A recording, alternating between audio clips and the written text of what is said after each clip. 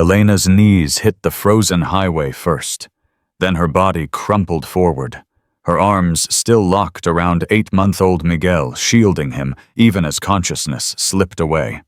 Behind her, Sophia screamed and grabbed her mother's coat, trying to drag her back up. Diego stood paralyzed, tears freezing on his cheeks. Rosa and Lucia clung to each other, their small bodies shaking violently in the -15 wind. The baby hadn't cried in 20 minutes.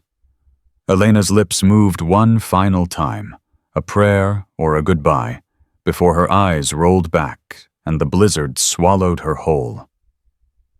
Before we begin, tell us where you're watching from. Drop your city in the comments so we can see how far this story travels. And if this journey moves you, subscribe and stay until the very end. Trust me, you won't want to miss what happens next. Marcus didn't think.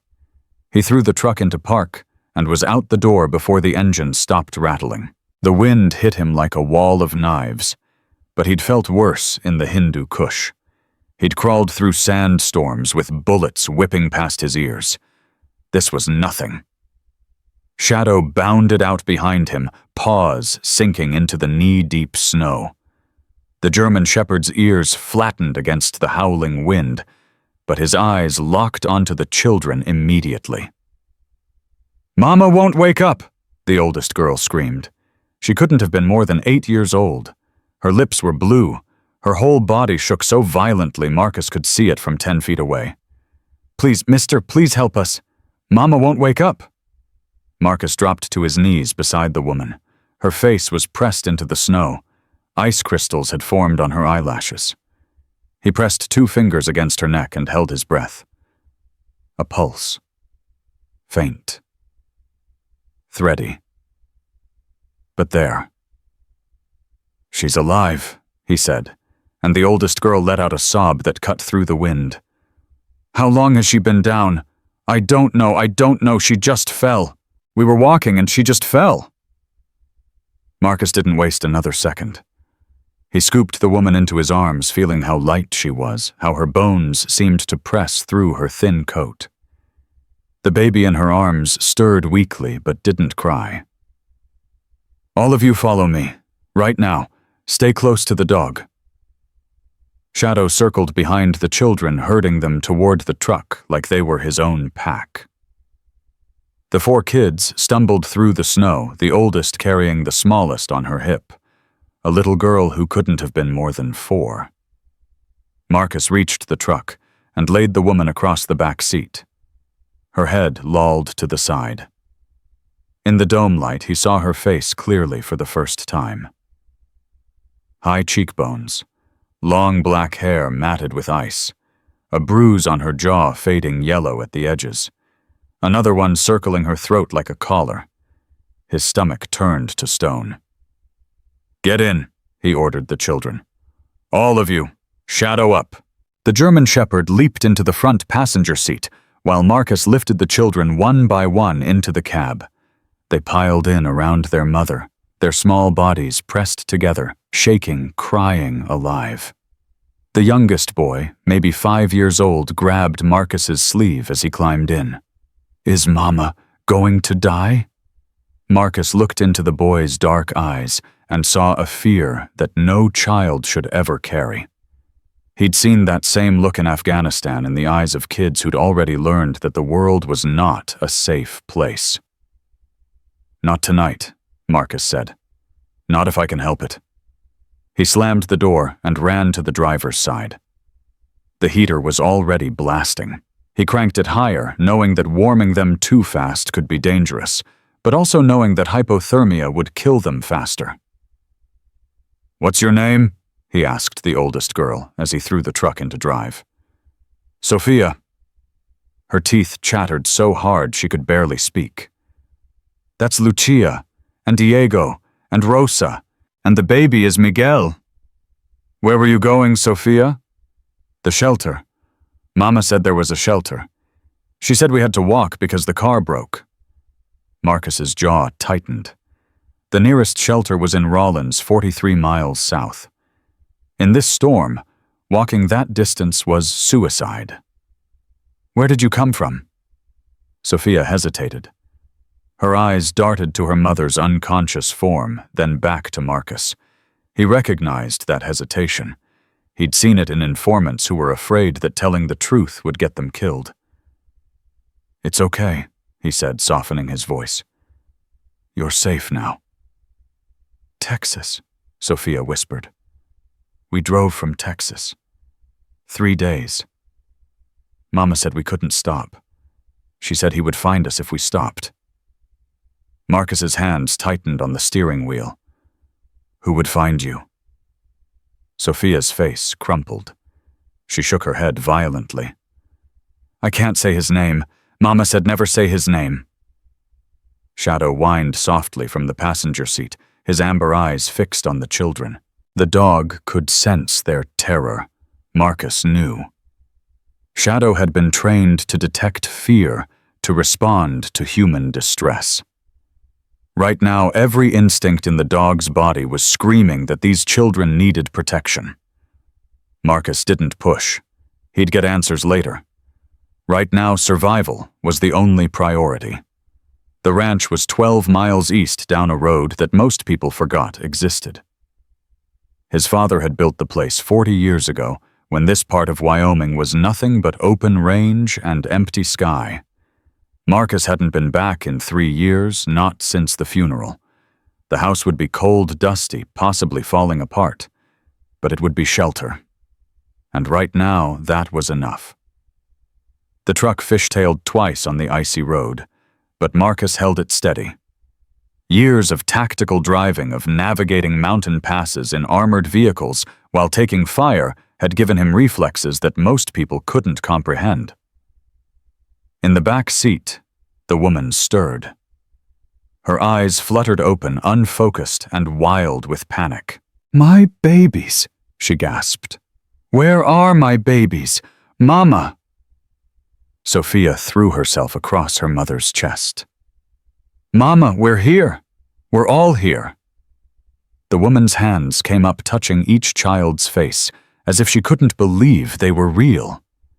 Tears streamed down her cheeks, freezing almost instantly in the cold air that still lingered in the cab. Then her eyes found Marcus in the rearview mirror. The panic returned sharper now. "Who are you? Where are you taking us?" "My name is Marcus Cole. I found you on the highway. You collapsed." "Stop the car." Her voice rose to a scream. "Stop the car right now. Let us out." "Ma'am, it's 15 below zero outside. You'll be dead in 20 minutes. "I don't care." "I don't know you. I don't know what you want. Let us out." Marcus pulled the truck to the side of the road and stopped. He turned in his seat to face her, keeping his movements slow and deliberate. He'd talked down suicide bombers. He'd negotiated with warlords. He could handle a terrified mother. "Look at me," he said quietly. "I'm not going to hurt you. I'm not going to hurt your children. My dog's name is Shadow. He's a trained service animal. If I was a threat, he would be going crazy right now. Look at him." The woman's eyes moved to Shadow. The German shepherd sat perfectly still. His posture relaxed, his ears forward but not flattened. No growling, no tension. Just calm, steady awareness. "I have a cabin 12 miles from here," Marcus continued. "It has heat. It has food. You and your children can stay there until the storm passes. No strings. No conditions. I'll sleep in the barn, if that makes you more comfortable." The woman stared at him. Tears were still streaming down her face, but something in her expression shifted. Not trust, not yet, but the beginning of calculation. The recognition that she had no other options. "How do I know you're telling the truth?" Marcus reached into his jacket and pulled out his wallet. He handed her his driver's license and his VA card. "Marcus Anthony Cole," she read aloud. "U.S. Navy, retired. 12 years, he said. 6 deployments. I've spent my whole adult life protecting people who couldn't protect themselves. I'm not about to stop now. The woman looked at the cards for a long moment. Then she looked at her children, their small faces pale and frightened, their bodies still trembling despite the heater.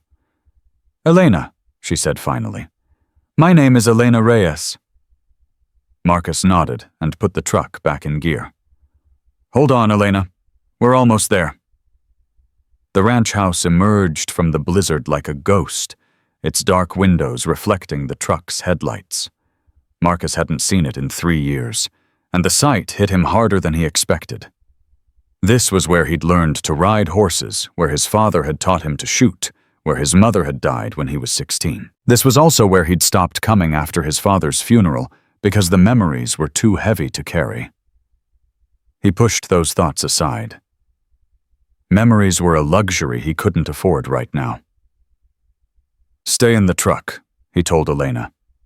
"Let me make sure it's safe."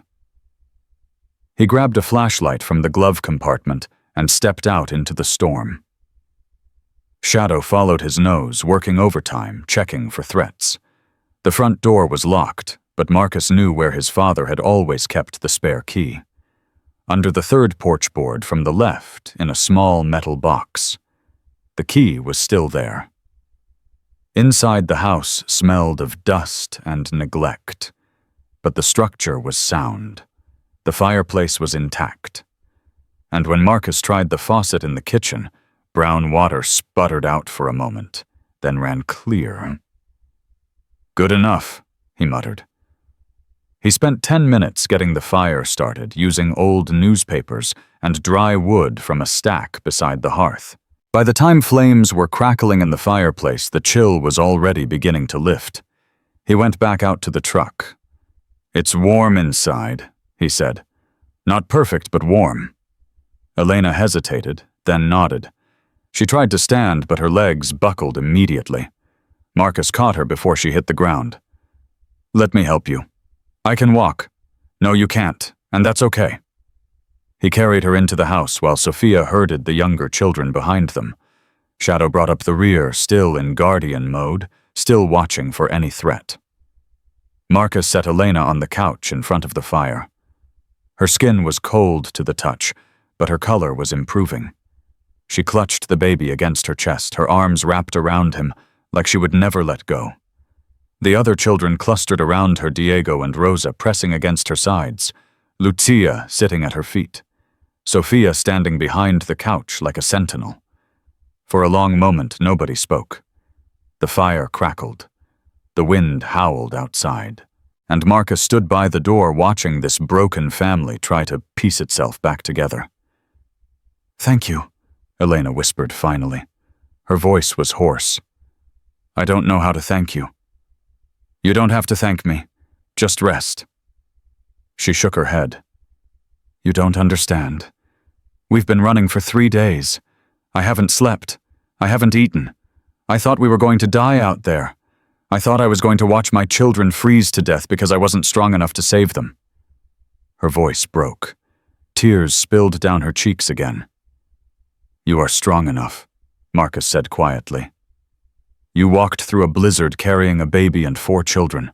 Most people would have given up. You didn't." Elena looked up at him, and for the first time he saw something other than fear in her eyes.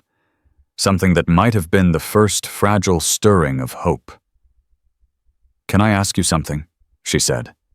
"Anything." "Why did you stop on the highway? Most people would have driven past.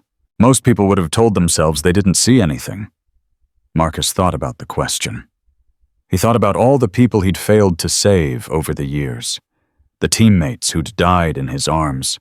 The civilians he'd arrived too late to protect. The faces that haunted his dreams every single night.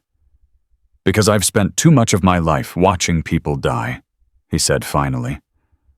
"I wasn't going to let it happen again. Not if I could help it." Shadow padded over to the children and lay down at their feet. Rosa, the youngest girl, reached out tentatively and touched his fur. The dog didn't move. He just let her pet him, his tail thumping softly against the floor. "Doggy," Rosa whispered. It was the first word she'd spoken since Marcus found them. His name is Shadow, Marcus said. He likes you. Rosa smiled. It was small and uncertain, but it was real, and something in Marcus's chest loosened just a little bit. He turned away to check the kitchen to give them privacy. But Elena's voice stopped him. Marcus? He turned back. I know you have questions about why we were out there, about who we're running from. She swallowed hard. I'll tell you everything, I promise. But not tonight. Tonight I just need to know that my children are safe. Marcus nodded. They're safe. I give you my word. He found canned soup in the pantry left over from his last visit years ago. The expiration date was questionable, but he heated it anyway. Hungry people couldn't afford to be picky. The children ate like they hadn't seen food in days, because they probably hadn't. Elena tried to refuse her portion, tried to give it to the kids, but Marcus wouldn't let her. You can't take care of them if you collapse again. Eat. She ate. Afterward, Marcus found blankets in the hall closet and made beds on the floor in front of the fire.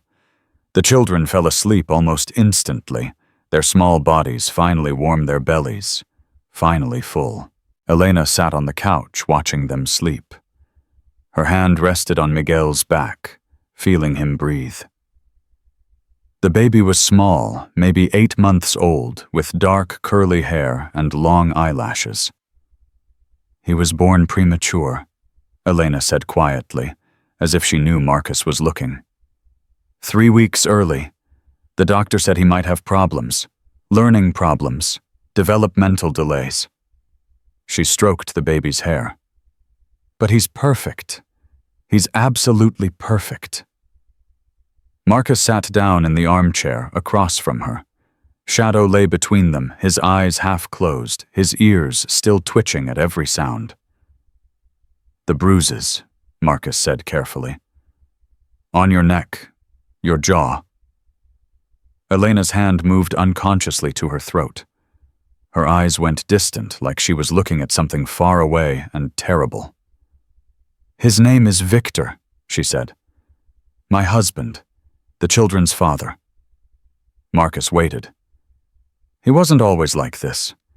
When we first met, he was kind, gentle. He came from a wealthy family ranchers in Texas. His father owns half the county. When Victor proposed, I thought I was the luckiest woman in the world. Her voice was flat now, reciting facts like a witness on a stand. It started small, a comment about my cooking, a criticism of how I dressed. Then he started checking my phone, timing how long it took me to run errands. If I was 5 minutes late, he would scream at me for hours. She paused. Her hands were shaking. The first time he hit me, I was pregnant with Sophia. He apologized. He cried. He swore it would never happen again. I believed him. She laughed, but there was no humor in it. It always happened again, and every time I told myself it was the last time, that he would change, that I just needed to be better to try harder to not make him angry. Marcus felt something cold and hard forming in his chest. He knew this story. He'd heard variations of it 100 times from women in villages all over the world. The details changed, but the pattern was always the same. What made you leave? Elena was quiet for a long moment. When she spoke again, her voice was barely audible. 3 days ago, he came home drunk. He'd lost money on some business deal, and he was looking for someone to blame. I tried to stay out of his way. I tried to keep the children quiet. But Rosa was crying because she had an ear infection and he... She stopped. Her whole body was trembling now. He picked her up by the arm and threw her across the room. Marcus's hands clenched into fists. She hit the wall. She screamed, and something inside me just broke. 12 years of fear, of walking on eggshells, of telling myself that at least he only hit me and not the children. All of it just shattered. She looked up at Marcus, and her eyes were blazing. I grabbed the kids and I ran. I had money hidden, $3,000 that I'd been saving for years. I put them in the car, and I drove. I didn't even pack clothes. I didn't know where I was going. I just knew that if I stayed, he would kill one of us eventually. Maybe Rosa. Maybe me. Maybe Sophia, who was starting to fight back. And now he's looking for you. It wasn't a question. Elena nodded. Victor's family is powerful. They have connections everywhere. Police, judges, politicians. When I left, I knew I wasn't just leaving my husband. I was running from an entire empire. She reached into her coat pocket and pulled out a small photograph. It was creased and worn like she'd been holding it for a long time. She handed it to Marcus. The photo showed a man in his mid-30s, handsome in a cold, polished way. Dark hair slicked back, designer suit, a smile that didn't reach his eyes. "That's him," Elena said. "That's the man who will never stop hunting us." Marcus studied the photograph. He'd known men like this. Men who saw their wives as property. Men who believed that power entitled them to anything they wanted. Men who would burn down the whole world before they admitted they were wrong. "What do you want to do?" he asked. Elena took the photograph back. Her hands were steady now. Something had shifted in her face, a hardening of the jaw, a sharpness in her eyes. "I want to disappear," she said. "I want to take my children somewhere he'll never find us. I want to give them a life where they don't have to be afraid every single day." She looked at him directly. "But I know that's probably impossible. Men like Victor don't give up. They don't move on. They don't accept that someone might escape them. He will look for us until he finds us. And when he does," she didn't finish the sentence. She didn't have to. Marcus stood up and walked to the window. Outside, the blizzard was still raging snow swirling in the darkness, like something alive and angry. "I spent 12 years in the Navy," he said quietly. 6 deployments, most of them classified. I've done things that would give you nightmares. I've seen things that still give me nightmares." He turned to face her. "But I've also learned something. Something that took me a long time to understand." Elena waited. "The most dangerous men aren't the ones who control empires. They're the ones who have nothing left to lose." He paused. "Your husband is powerful. He has money and connections and resources, but you have something he doesn't." "What?" Marcus's voice was steady, certain. "You have someone willing to stand between you and him. Someone who isn't afraid of powerful men. Someone who's spent his whole life fighting monsters." Elena stared at him. Her eyes filled with tears again, but this time they weren't tears of fear. "Why?" she whispered. "You don't even know me. Why would you risk yourself for a stranger?" Marcus thought about the question. He thought about all the people he'd lost, all the battles he'd fought, all the years he'd spent running from his own demons. "Because I was on that highway tonight for a reason," he said. "I don't believe in coincidences. I stopped believing in them a long time ago. You were out there in the storm and I was the one who found you. That means something." He knelt down beside the couch, bringing himself to her eye level. "I'm not asking you to trust me. I know trust has to be earned. But I'm telling you right now, as long as you're under my roof, no one will hurt you or your children. No one." Elena searched his face for a long moment, looking for the lie, looking for the hidden agenda, looking for the catch. She didn't find it. "Okay," she said softly. "Okay." Outside, the blizzard howled, but inside the old ranch house in front of the crackling fire, something new was beginning, something fragile and uncertain and terrifying, something that felt like hope. Shadow lifted his head and looked toward the door. His ears pricked forward. A low growl rumbled in his chest, Marcus was on his feet instantly, his body shifting into combat mode before his mind even registered the threat. "What is it?" Elena asked, her voice sharp with fear. Marcus held up a hand for silence. He moved to the window, keeping to the side, staying out of the line of sight. Through the swirling snow, he saw them. Headlights. 2 sets.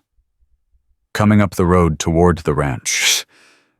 At 2 a.m. In the middle of a blizzard. On a road that led nowhere except here. "Elena," Marcus said, his voice deadly calm. "Take the children. Go to the back bedroom. Lock the door. Don't come out until I tell you it's safe." Elena's face went white. "He found us. Oh God, he found us already." "We don't know that yet. It could be neighbors, could be anyone."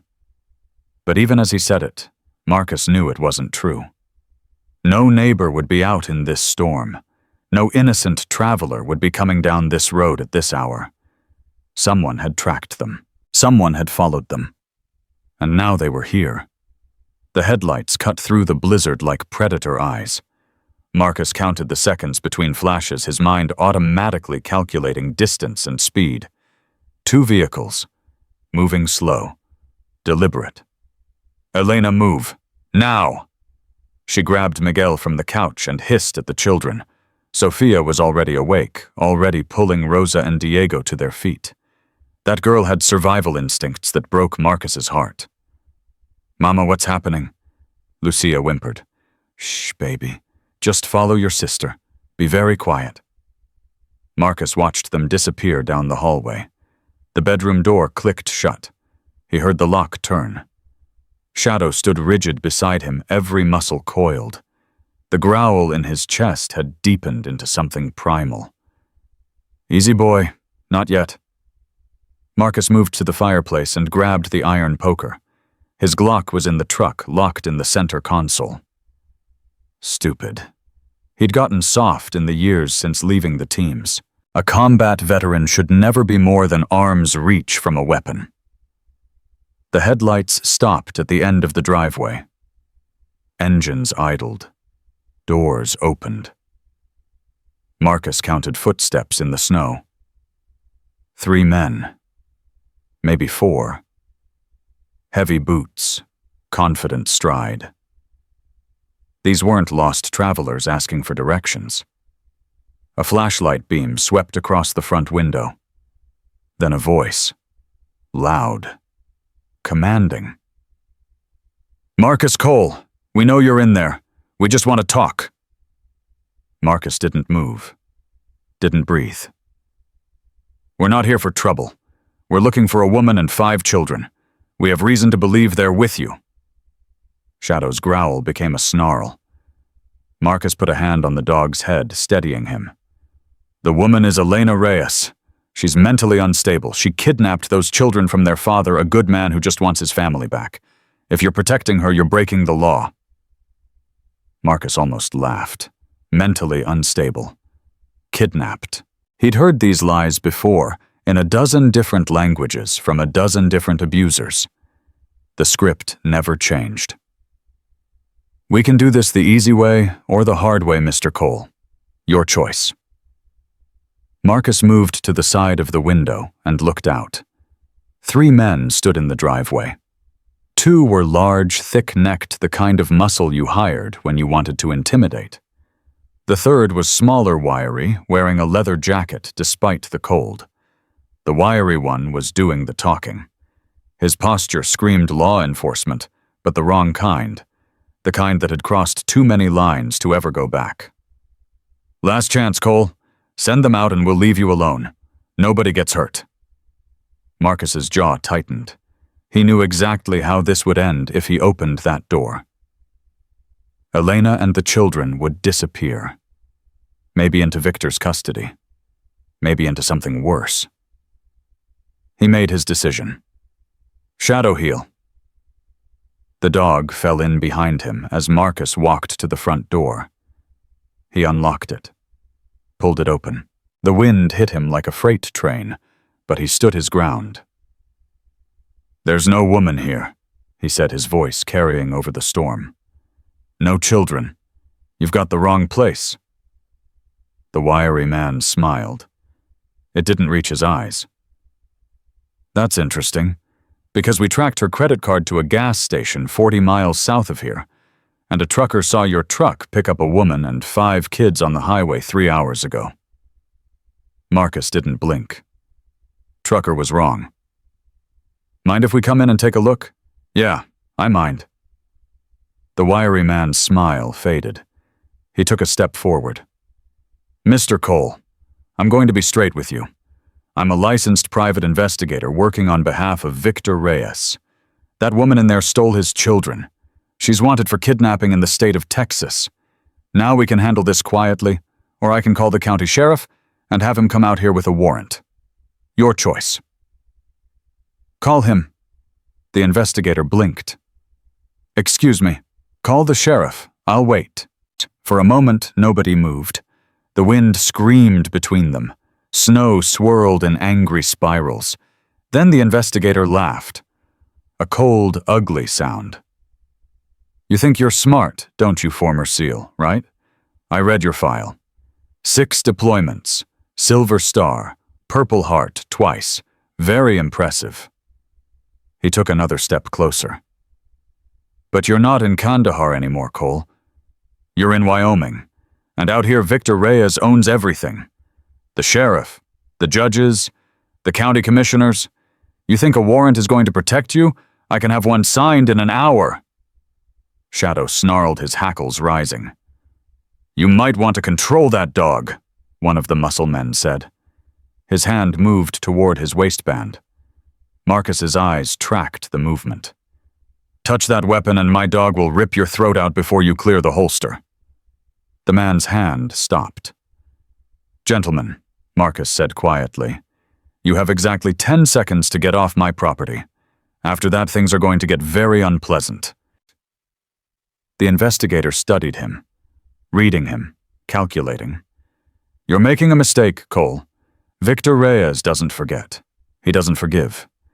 And he definitely doesn't give up. Neither do I." The two men stared at each other across the howling darkness. 2 predators measuring each other, deciding whether the fight was worth the cost. Finally, the investigator stepped back. "We'll be in touch," he said. "Enjoy your night."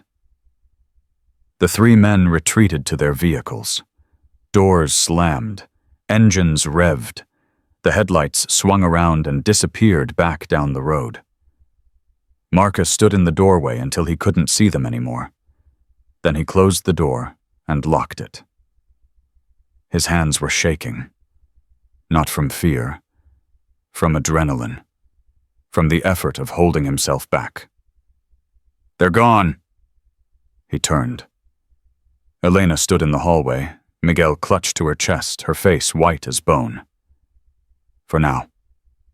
They'll come back." "I know." And she walked toward him slowly, like she was approaching a wounded animal. "You could have given us up. It would have been easier. Safer for you." Marcus shook his head.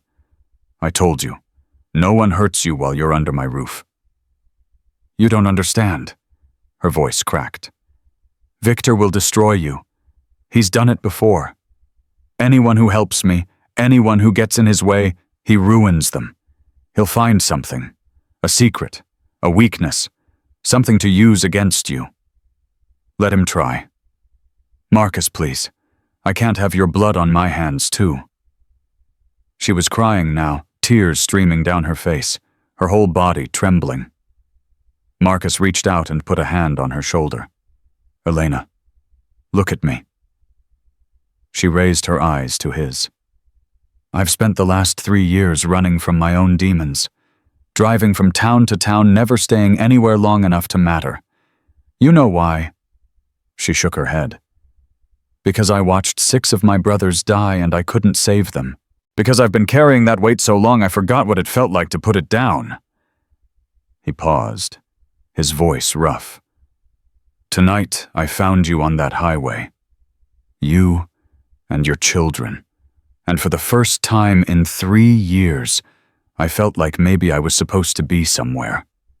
Maybe there was a reason I survived when they didn't. Elena stared at him. Her tears had stopped. "I'm not running anymore," Marcus said.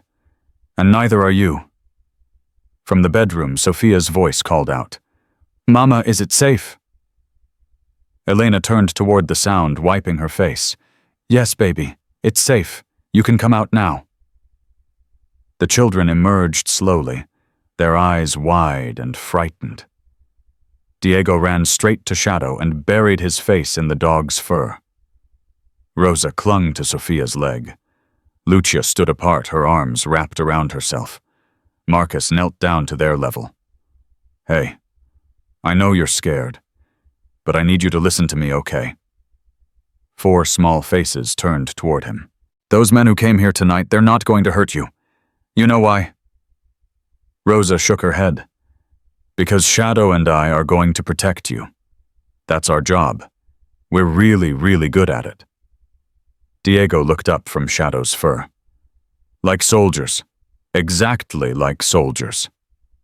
Did you fight bad guys? A lot of them. Did you always win?" Marcus hesitated. The honest answer was complicated. But these children didn't need complicated right now. They needed hope. "The bad guys never beat me," he said. "Not once." Diego's eyes widened.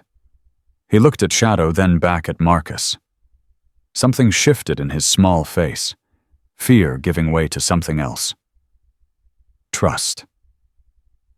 "Okay," Diego said. "Okay, I believe you." The children eventually fell back asleep, huddled together on the floor near the fire. Shadow lay among them, his body warm against theirs, his ears still twitching at every sound from outside. Marcus sat in the chair by the window, watching the road. Elena sat across from him, unable to sleep. "Tell me about Kandahar," she said quietly. Marcus's jaw tightened. "Why? Because you know my story now. All of it. Every shameful broken piece. I think I deserve to know yours." He was quiet for a long time. The fire crackled. The wind moaned. "It was supposed to be a simple extraction," he said finally. "A CIA asset had been compromised. We were going in to get him out before the Taliban could make him talk." He paused, his eyes distant.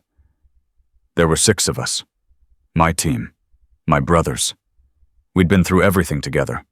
2 tours in Iraq, 3 in Afghanistan. They were the only family I had left." Elena waited. "The intel was bad.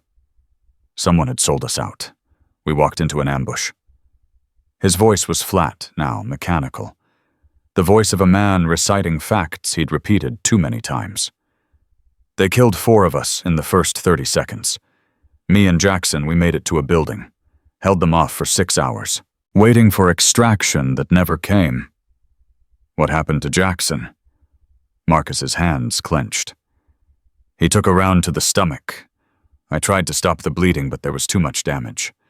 He died in my arms just before dawn." Elena's eyes filled with tears. "When the rescue team finally arrived, I was the only one left. 6 men went in. 1 came out. Marcus, I'm so sorry." He shook his head. "Don't be. I'm not telling you this for sympathy. I'm telling you because I want you to understand something."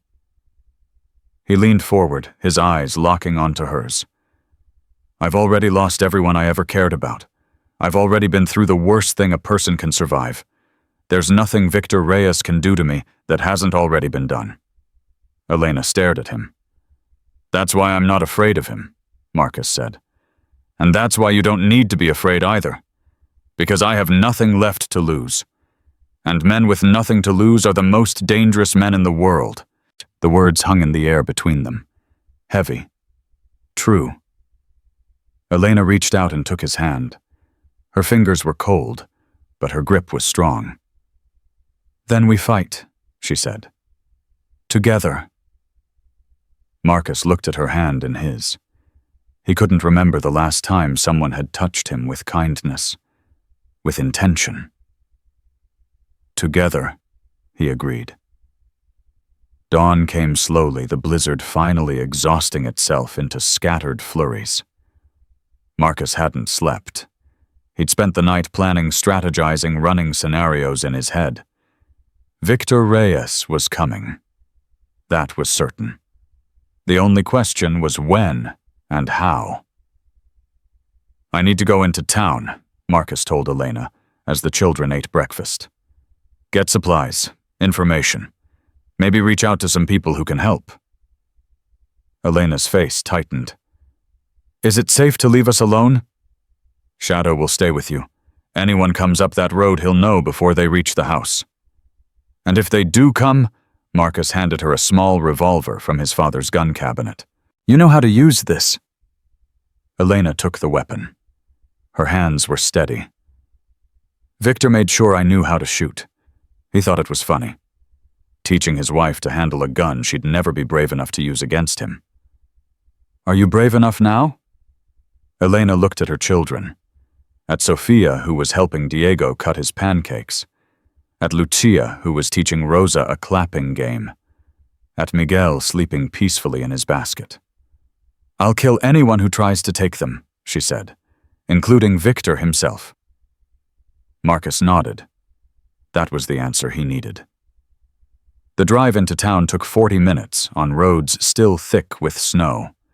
The nearest settlement was a place called Clearwater, population 800 on a good day. It had a general store, a gas station, a diner, and a sheriff's office that was probably in Victor Reyes's pocket. Marcus parked outside the diner and went inside. He needed coffee. He needed information. And he needed to know exactly how far Victor's reach extended. The diner was nearly empty. A couple of old-timers sat at the counter nursing cups of coffee and complaining about the storm. A young waitress with tired eyes took Marcus's order.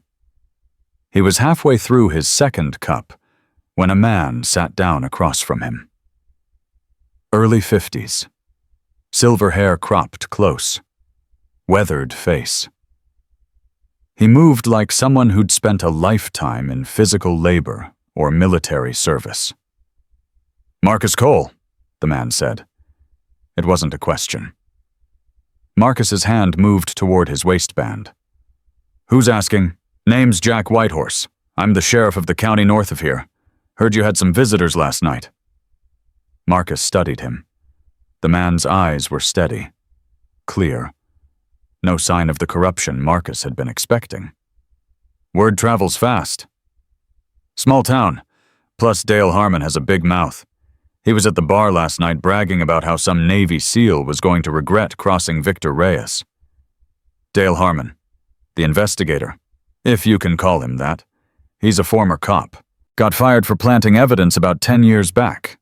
Now he does dirty work for anyone who pays. And Victor Reyes pays well." Jack nodded. "Victor Reyes pays very well, but that doesn't mean everyone around here is on his payroll." Marcus leaned back. "Why should I trust you?" Jack was quiet for a moment. Then he reached into his jacket and pulled out a photograph. He slid it across the table. Marcus looked at it. A young woman, smiling, dark hair, bright eyes. "My daughter," Jack said. "She was married to a man like Victor Reyes. Rich, powerful, connected. When she finally worked up the courage to leave him, he had her committed to a mental institution. Said she was a danger to herself and others." His voice hardened.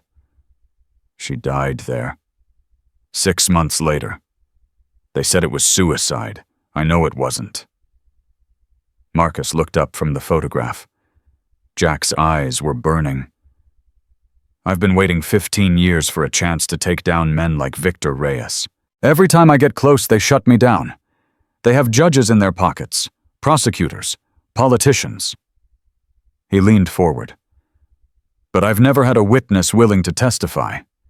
Never had someone with the evidence and the courage to stand up in court and tell the truth. Marcus understood. You want Elena. I want justice. For my daughter. For every woman who's ever been trapped by men like this. If Elena Reyes is willing to tell her story, I can make sure it reaches the right people. FBI, State Attorney General, people that Victor can't buy. And if Victor tries to stop you, Jack smiled grimly. Victor Reyes has never dealt with me before. He doesn't know what I'm capable of. Marcus considered the offer. It was risky. Trusting anyone was risky. But his gut told him Jack Whitehorse was genuine. That the pain in his eyes was real. I'll talk to Elena, he said.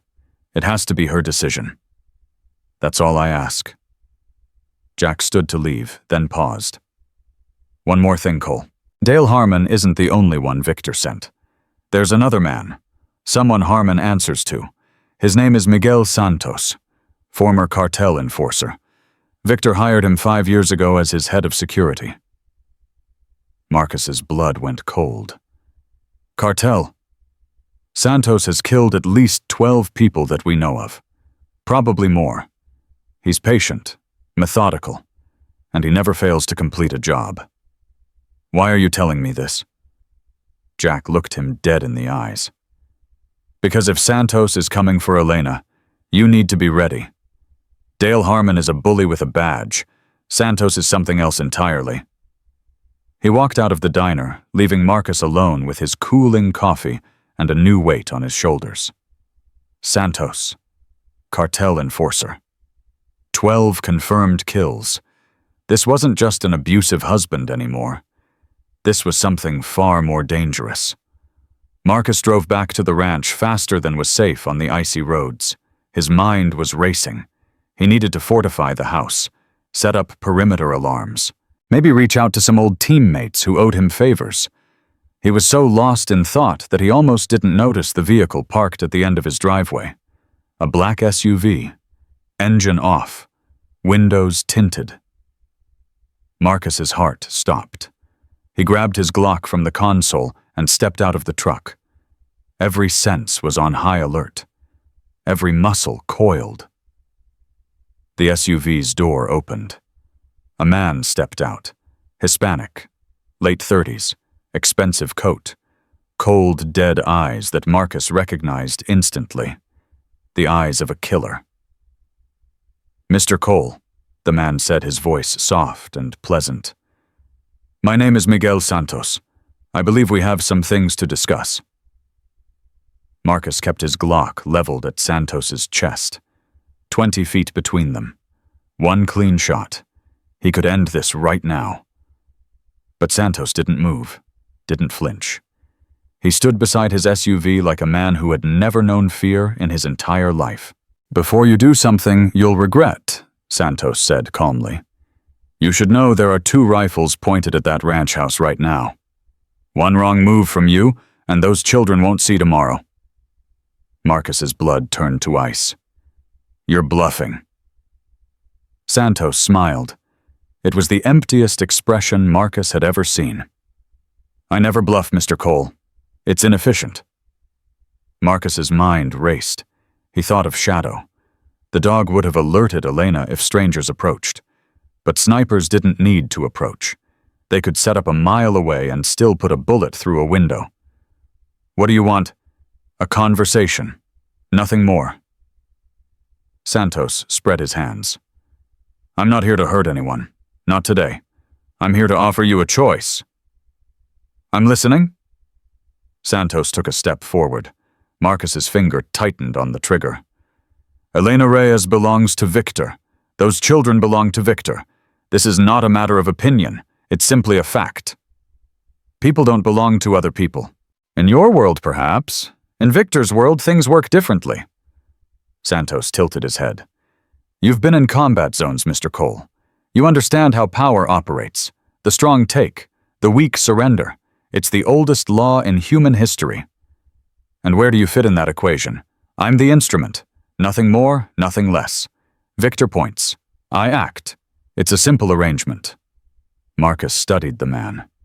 No nervous tells, no bluster, just absolute, terrifying calm. This was a man who had killed so many times that death had become routine, like brushing his teeth. "Here's my offer," Santos continued. "Walk away. Get in your truck, drive south, and don't look back. Elena and the children will be returned to Victor. No charges will be filed against you. No consequences. You can go back to your empty life and pretend this never happened." "And if I refuse," Santos's smile faded, "then I will burn everything you love. Not today, maybe not tomorrow, but soon. I'll start with the ranch. Then I'll move to anyone you've ever cared about, old teammates, distant relatives, that waitress at the diner who smiled at you this morning." He paused, letting the words sink in. "I'm very thorough, Mr. Cole, and I have infinite patience." Marcus felt something cold forming in his chest. Not fear. Something older. Darker. The same feeling he'd had in Kandahar when he realized the mission was compromised.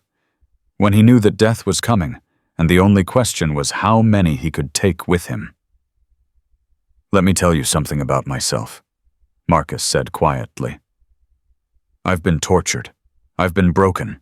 I've watched everyone I love die in front of me, and I'm still here." He took a step forward. "You think you can threaten me? You think I'm afraid of death? I've been praying for death for 3 years. Every night I close my eyes and hope I don't wake up." Another step. "So go ahead. Burn my ranch. Kill everyone I know. You'll be doing me a favor."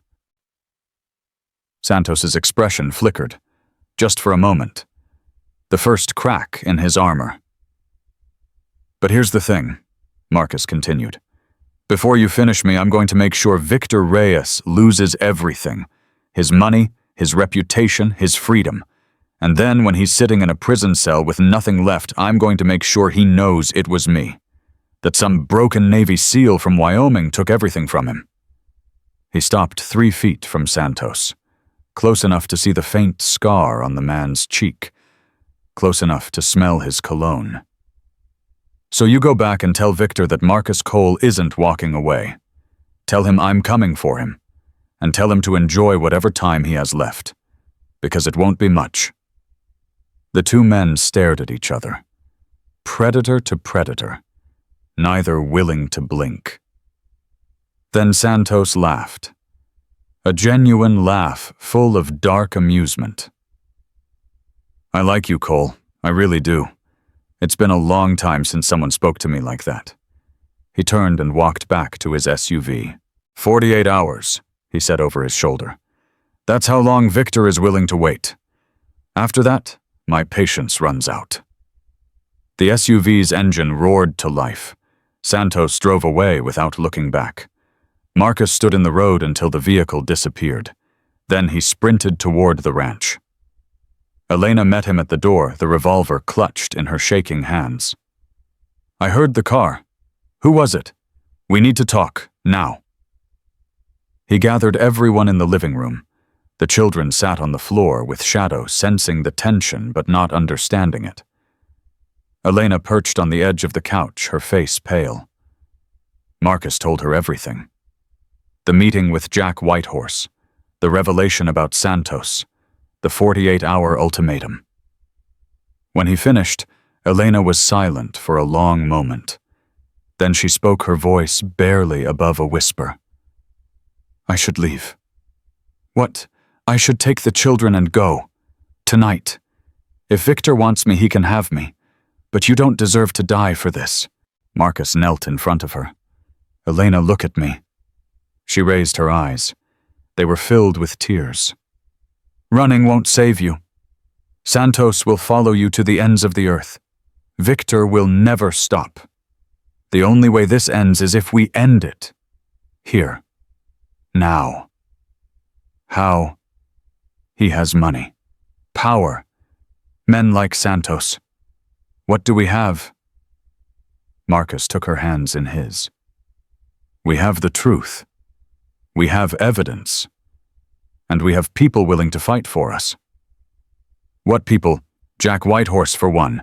He has connections to the FBI, to the state attorney general. People that Victor can't buy. Elena shook her head. Victor has beaten investigators before. He has lawyers who make evidence disappear, witnesses who suddenly can't remember anything. Those witnesses weren't you. She stared at him. You lived with him for 12 years, Elena. You know things. Things he said when he was drunk. Things he did when he thought no one was watching. Business deals, conversations, names. Marcus squeezed her hands. You're the weapon that can destroy him. Not guns. Not violence. Your testimony. Your courage. Elena's breathing quickened.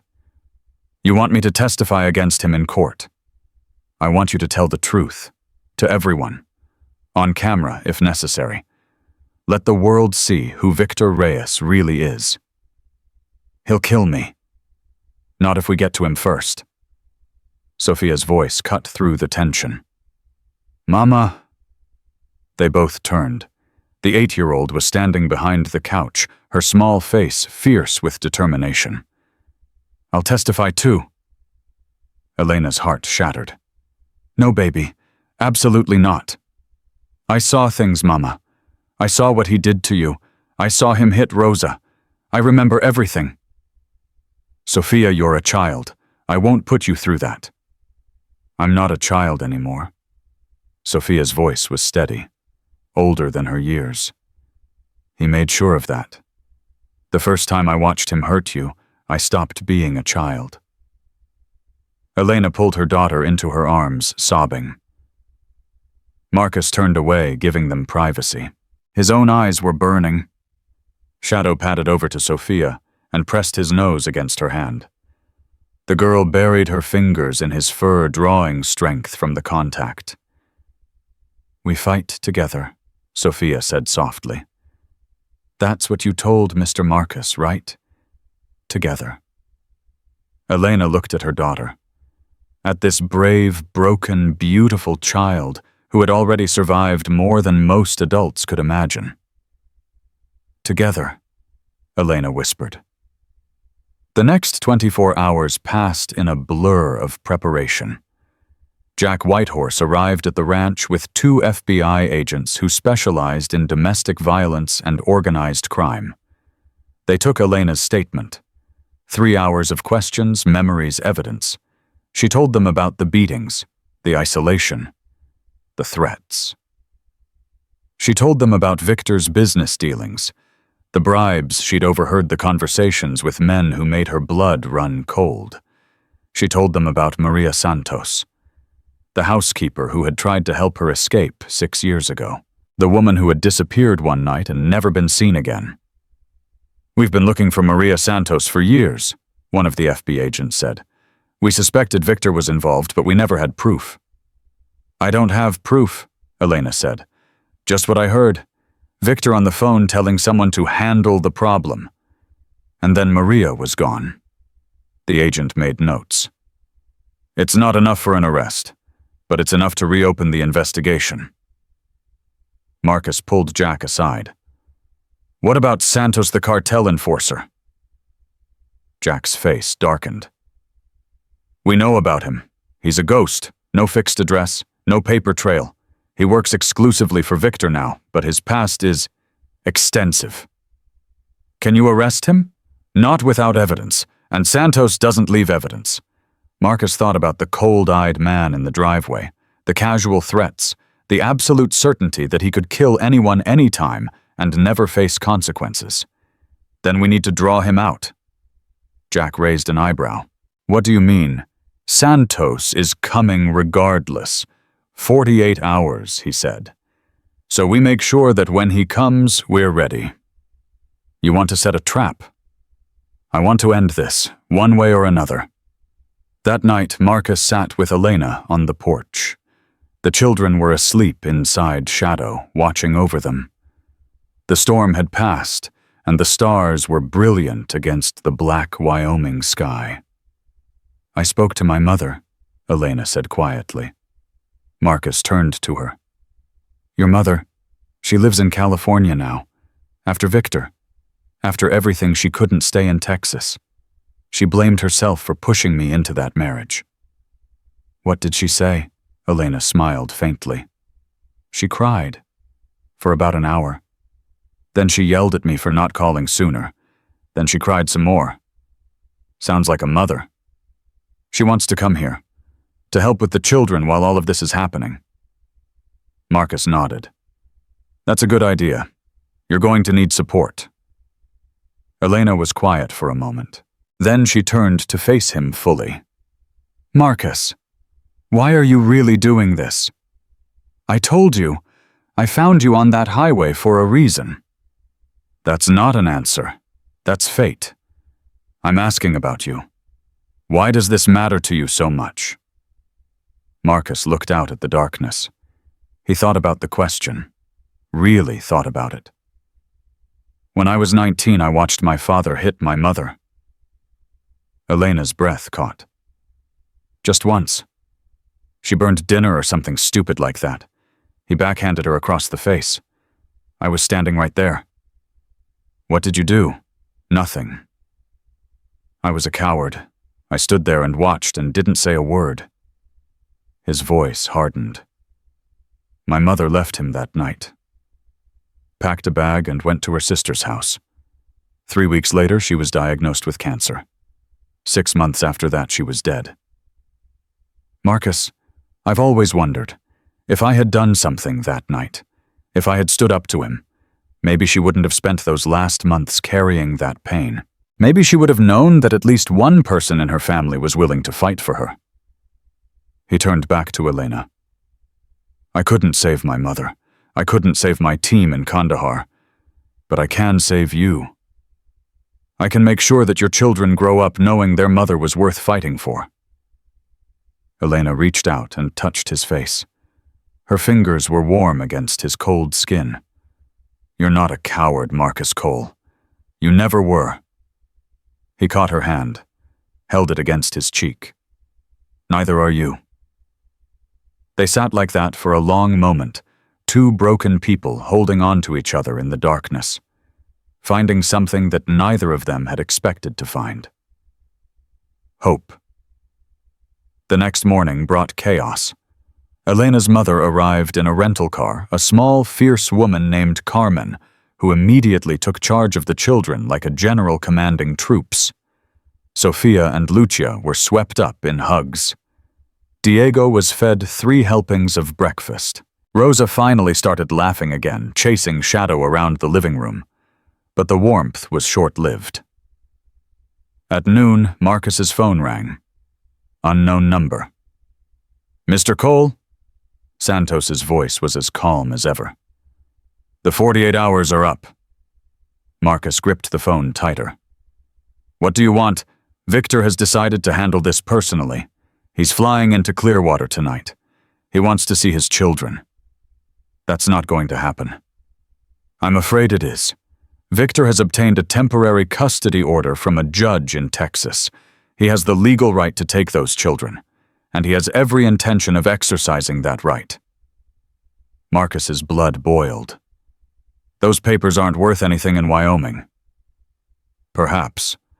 But by the time the courts sort it out, those children will be back in Texas, and Elena will be in a psychiatric facility undergoing evaluation for her dangerous mental state. You're insane. I'm practical. There's a difference. Santos paused. Victor will be at the Clearwater airstrip at 8 o'clock tonight. He expects to see his family. If they're not there, things will become complicated. The line went dead. Marcus threw the phone across the room. It shattered against the wall. Elena appeared in the doorway. What happened? Victor's coming. Tonight. He has some kind of custody order. The color drained from Elena's face. That's impossible. I filed for divorce. I filed for protection. He has judges in his pocket. Remember, paperwork is just a game to men like him. Elena sank into a chair. Her whole body was shaking. It's over. He's going to take them. There's nothing we can do. Marcus knelt in front of her. There's always something we can do. What, shoot him? That's murder. That's prison. That's exactly what he wants. I'm not going to shoot him. I'm going to expose him. Elena looked up. How? Marcus pulled out his phone. Jack Whitehorse said the FBI needed evidence. Testimony. Something that can't be dismissed or buried. I already gave my statement. That's not enough. We need something public. Something that Victor can't make disappear. His mind was racing. Plans forming, discarding, reforming. What if Victor confessed? Elena stared at him. Victor would never confess to anything. Not willingly. But what if he thought he was safe? What if he thought he'd already won? I don't understand. Marcus stood up. Victor's coming here to take his children. He thinks he's untouchable. He thinks that his money and his lawyers and his connections make him invincible. His eyes hardened. Men like that always make the same mistake. They talk, they brag, they can't resist rubbing their victory in someone's face. Elena slowly nodded. You want to record him. I want to give him enough rope to hang himself. That's dangerous. If he finds out, he won't find out, not until it's too late. Elena was silent for a long moment. Marcus could see her thinking, calculating, weighing the risks against the possible rewards. The children can't be there, she finally said. Whatever happens, they can't see him. Agreed. Carmen can take them somewhere safe. Just you and me. And Shadow. Marcus looked at the German shepherd, who was watching them with alert, intelligent eyes. Shadow stays. If things go wrong, he's our backup plan. Elena took a deep breath. Let it out slowly. Okay, let's do it. The rest of the day passed in tense preparation. Jack Whitehorse wired Marcus with a recording device, so small it was virtually undetectable. The FBI agents set up a surveillance van a mile down the road, ready to move in if necessary. At 6 o'clock, Carmen loaded the children into her rental car. The goodbyes were painful. Why can't we stay? Sophia demanded. Her eyes were bright with angry tears. Elena held her daughter's face in her hands. Because tonight is for grown-ups, Mija. We're going to make sure your father can never hurt us again. I want to help. You already have. You've been so brave, Sophia. So strong. Now I need you to be strong a little longer. Take care of your brothers and sisters. Can you do that? Sophia's lip trembled, but she nodded. That's my girl. The car pulled away. Elena watched until it disappeared over the hill. Then she turned to Marcus. I'm ready. Marcus checked his watch. 7:15. Less than an hour until Victor arrived. Remember the plan. Let him talk. Don't argue with him. Don't provoke him. Just let him believe he's won. And if he gets violent, Marcus lifted his shirt, revealing the Glock tucked into his waistband. He won't get the chance. Elena nodded. Her face was pale, but determined. There's something I need to tell you, she said. Before this happens. What? She stepped closer. Her hand found his. When you found me on that highway, I had given up. I thought God had abandoned me. I thought I was going to watch my children die, and then I was going to die, and that would be the end. She squeezed his hand. You gave me back my hope, Marcus. Whatever happens tonight, I need you to know that. Marcus looked at her. At this woman who had survived 12 years of hell and was still standing, still fighting. We're going to win, he said. And then we're going to build something, a life, a future, together. Elena's eyes filled with tears, but she smiled. Together. Shadow barked sharply. His ears were pricked toward the window. Marcus checked his watch. 7:58. Headlights appeared on the road. A convoy, 3 vehicles, moving fast. He's here. Elena's grip tightened on his hand. Then she let go and straightened her shoulders. Let's end this.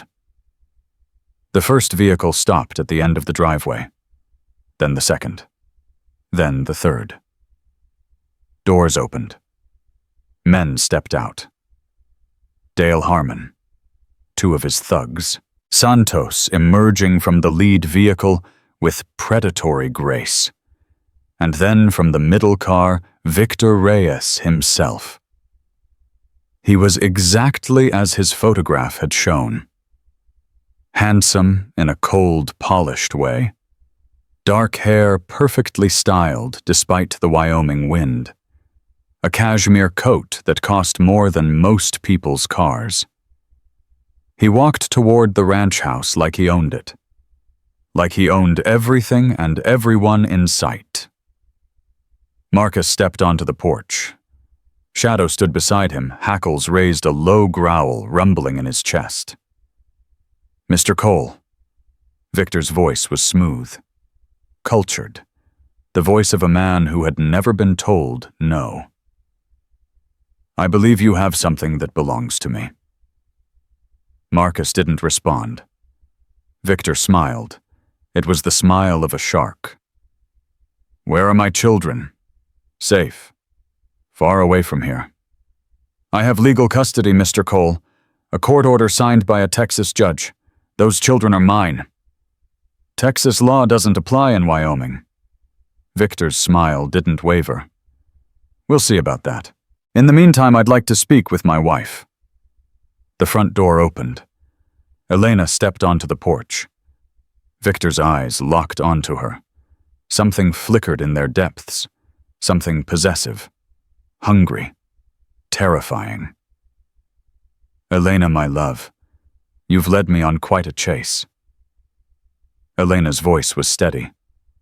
I'm not your love. I'm not your anything. Not anymore. Come now, don't be dramatic.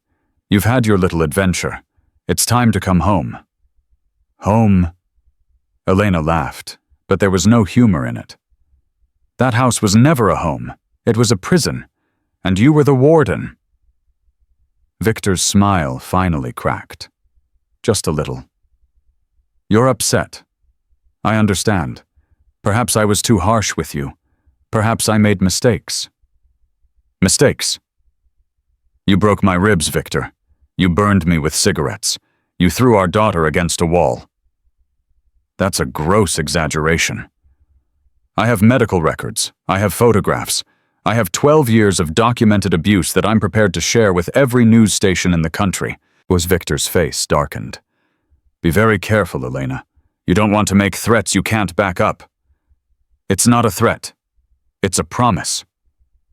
The air between them crackled with tension.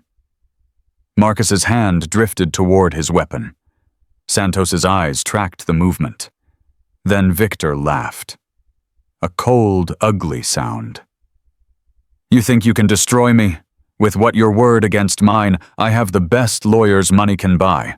I have connections in every level of government. I have judges who owe me their careers. He stepped closer. You have nothing, Elena. You're a paranoid, mentally unstable woman who kidnapped her own children. By the time I'm done with you, you'll be lucky if they let you have supervised visits once a month.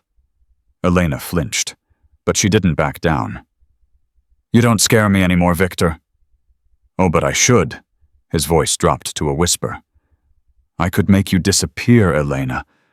Just like Maria. Remember Maria, the housekeeper who thought she could help you escape? Elena's face went white. What happened to her, Victor? Victor smiled. She's somewhere she can't cause any more trouble. Somewhere quiet. Peaceful. Marcus felt his blood run cold. That was a confession. Not explicit, but close enough. You killed her, Elena breathed. I removed a problem. There's a difference. You're a monster. Victor grabbed Elena's arm, his fingers digging into her flesh. "I'm your husband, and you belong to me." Shadow lunged. 85 pounds of trained combat canine hit Victor square in the chest, knocking him backward. The dog's jaws clamped around his arm, not biting down, just holding. Victor screamed. Santos drew his weapon, but Marcus was faster. The Glock was in his hand before Santos could level his aim. "Don't," Marcus said quietly. "I've killed better men than you." Santos froze. His eyes calculated distances, odds, outcomes. Then slowly he lowered his weapon. "Call off your dog!" Victor shrieked. Blood was running down his arm where Shadow's teeth had broken skin. "Shadow, release." The German shepherd let go and backed away, still growling, still ready. Victor clutched his wounded arm. His face was twisted with rage and humiliation. "You're dead, Cole. Both of you. I'll destroy you." "Actually," Marcus said calmly, "I don't think you will." He pulled out his phone and pressed a button. "What is that?" "That is every word you've said in the last 10 minutes, including your confession about Maria Santos. It's currently being broadcast to an FBI surveillance van 1 mile down the road." Victor's face went gray. "It's also being recorded by 3 different news stations who are very interested in the story of a wealthy Texas rancher who murders housekeepers and abuses his family." The sound of sirens cut through the night. Victor turned to Santos. "Do something." Santos looked at the approaching lights, at the FBI agents emerging from cars, at the net closing in from every direction. Then he turned and walked toward his SUV. "Santos! Santos!" The enforcer didn't look back. He got in his vehicle and drove away, leaving Victor Reyes standing alone in front of the ranch house, his empire crumbling around him. The FBI agents swarmed Victor Reyes before he could take another step. Handcuffs clicked around his wrists. His cashmere coat dragged in the dirt as they forced him to his knees. "You can't do this!" Victor screamed. "Do you know who I am? Do you know who my family is?" "Victor Reyes, you're under arrest for the suspected murder of Maria Santos, assault witness, intimidation, and conspiracy to commit kidnapping." "This is insane! I want my lawyer! I want my lawyer right now!" Marcus watched as they loaded him into the back of a federal vehicle. Victor's face pressed against the window, his eyes burning with hatred. "This isn't over, Cole. You hear me? This isn't over." And the vehicle pulled away. The taillights disappeared into the darkness. And just like that, 12 years of terror ended in the back of a police car. Elena collapsed. Marcus caught her before she hit the ground. Her whole body was shaking, sobs tearing from her chest like something breaking free after being caged for far too long. "It's done," Marcus said softly. "He's gone. It's done." "I can't believe it." Her voice was raw, broken. "I can't believe he's actually gone." Jack Whitehorse approached his face, grim but satisfied. "Elena, I'm going to need you to come to the station. Give a formal statement, but it can wait until morning if you need time." Elena pulled back from Marcus. She wiped her face with trembling hands. "No, I want to do it now. I want to finish this." Jack nodded. "I'll drive you myself." Marcus watched them go. Shadow pressed against his leg, whining softly. "I know, boy. I know." He pulled out his phone and called Carmen. She answered on the first ring. "Is it over?" "It's over. Bring the children home." The next few hours blurred together. Elena gave her statement. The FBI processed Victor's arrest. Dale Harmon and his thugs were picked up trying to flee the county, and somewhere out there Miguel Santos had vanished into the night like smoke. "We'll find him," Jack assured Marcus. "He can't hide forever."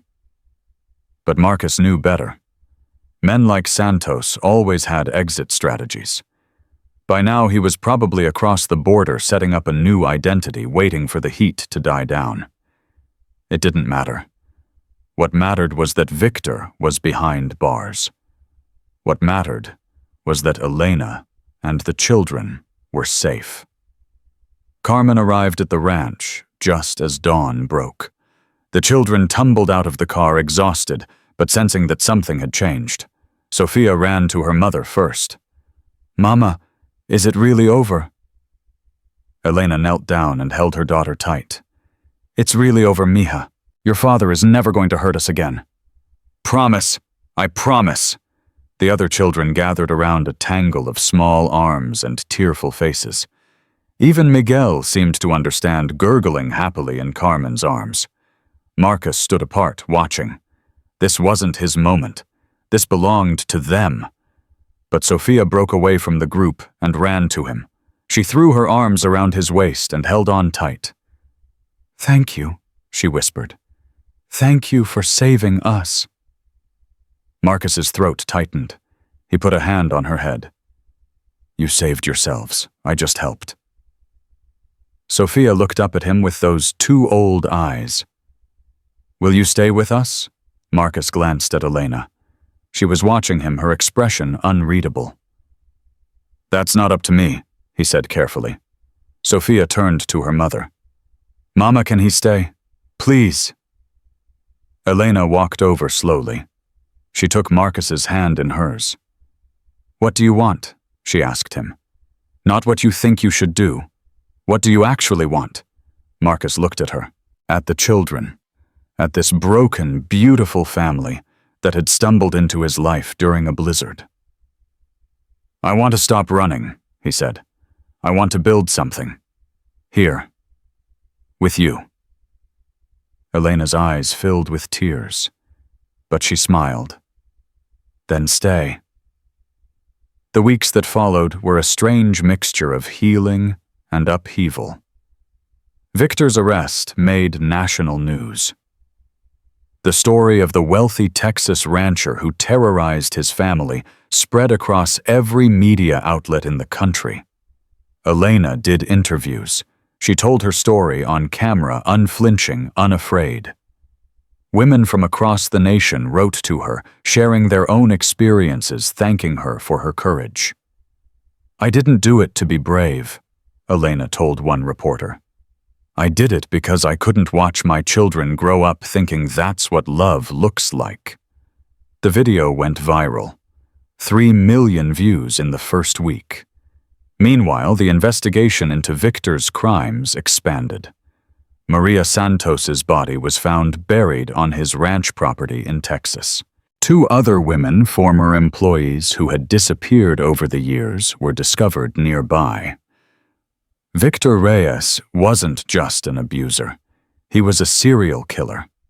The trial was set for the fall. Elena would be the star witness. "Are you scared?" Marcus asked her one evening. They were sitting on the porch watching the children play with Shadow in the yard. "Terrified," Elena admitted. "But not of Victor. Not anymore." "Then what?" She was quiet for a moment. "I'm scared of what comes next. I've spent so long surviving that I don't know how to actually live."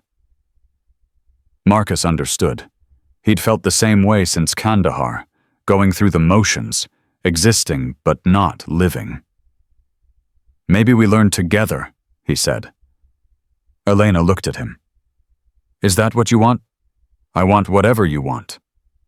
"That's not an answer." Marcus took a breath. He'd been avoiding this conversation for weeks, afraid of what he felt, afraid of wanting something and losing it again. "I love you," he said. The words came out rough, like they'd been stuck in his throat for years. "I don't know when it happened. Maybe that first night when you were so scared but so fierce at the same time. Maybe before that when I saw you in the snow still holding your baby, still fighting." He turned to face her fully. "I love your children like they're my own. I love the way Sophia protects her siblings. I love the way Diego looks at Shadow like he's the greatest thing in the world. I love Rosa's laugh and Lucia's questions and the way Miguel falls asleep on my chest. Elena's tears were flowing freely now. I spent 3 years wanting to die, Marcus continued. And then I found you and suddenly I wanted to live, really live, for the first time since Kandahar. He took her hands.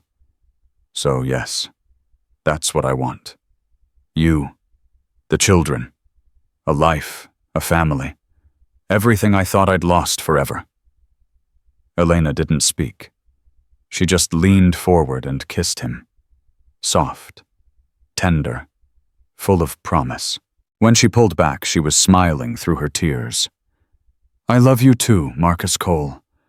I think I have since the moment you told me no one survives alone.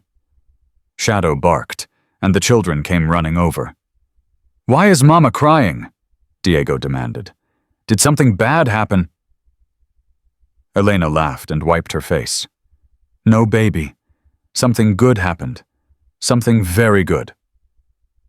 Sophia studied Marcus with narrowed eyes. Are you going to marry Mama? Marcus blinked. Well, because if you are, I want to be the flower girl. Me too, Rosa chimed in. I want to hold the rings, Diego declared. There aren't any rings yet, Marcus protested. Then get some, Sophia said matter-of-factly. Mama deserves a ring.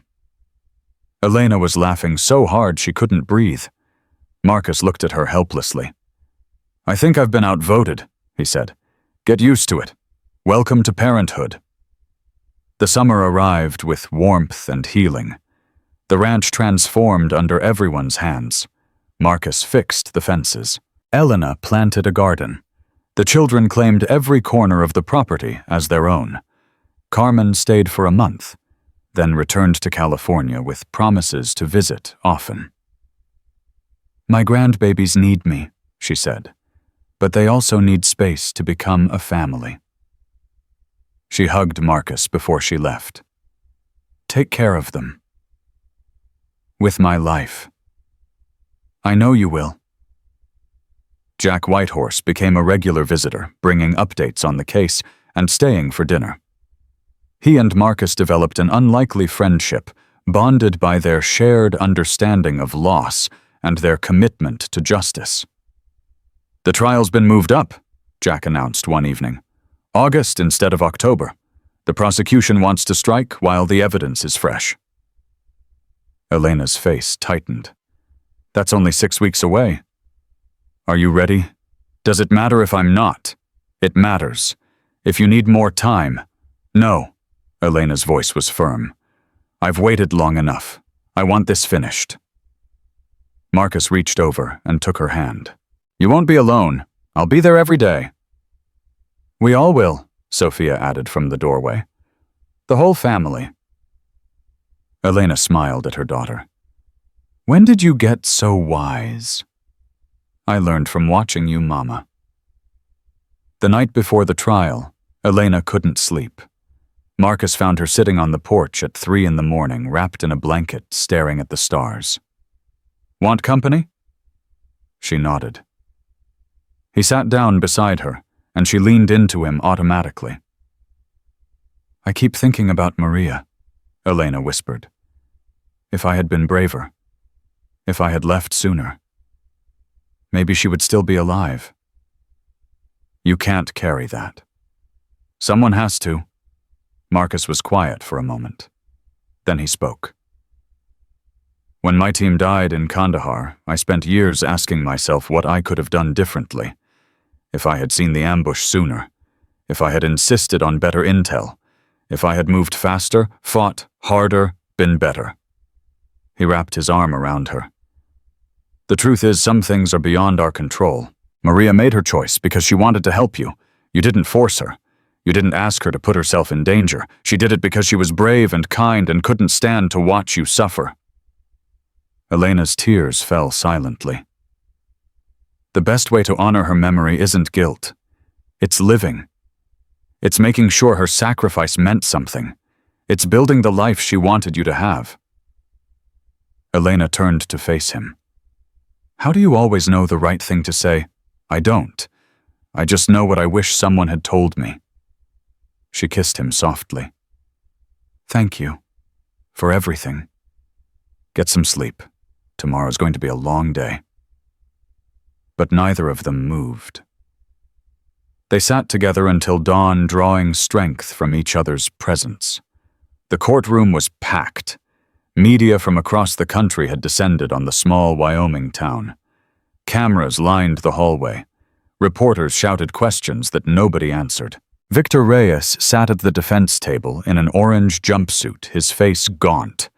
His arrogance diminished, but not destroyed. His lawyers, a team of 5 from the most expensive firm in Texas, shuffled papers and whispered strategies. Elena took the witness stand with her head held high. Marcus sat in the front row with the children's shadow at his feet. The judge had made an exception for the service animal, understanding that his presence was essential. The prosecution began gently walking Elena through her story. The early years, the escalating abuse, the isolation, the fear. Then they got to the night she left. Can you describe what happened, Mrs. Reyes? Elena's voice was steady. Victor came home drunk. He'd lost money on a business deal. He was looking for someone to blame. Our daughter Rosa was crying because she had an ear infection. Victor picked her up and threw her against the wall. Gasps rippled through the courtroom. What did you do then? I grabbed my children and ran. I had money hidden. $3,000 I'd saved over 3 years. I put them in the car and drove north. I didn't stop until the car broke down in Wyoming. And then, Elena's eyes found Marcus. Then a man found us, saved us, gave us shelter when we had nowhere else to go. The defense cross-examination was brutal. Victor's lawyers tried everything. They questioned Elena's mental stability. They suggested she had provoked the violence. They painted Victor as a loving father driven to desperation by a paranoid wife. Elena didn't waver. Not once. You claim my client threw your daughter against a wall. Do you have witnesses? Yes, my daughter Sophia. She saw everything. A child's testimony, hardly reliable. I also have medical records from the emergency room visit the next morning. Rosa had a concussion and a fractured collarbone. The lawyer's face tightened. Mrs. Reyes, isn't it true that you suffer from depression and anxiety? Yes, because my husband beat me for 12 years. Isn't it possible that your mental illness has distorted your memories? My memories are crystal clear. Every hit, every threat, every night I lay awake wondering if he would kill me. Those memories don't distort. They burn. The courtroom was silent. Victor leaned over to whisper something to his lawyer. The lawyer shook his head sharply. No further questions. Sophia testified next.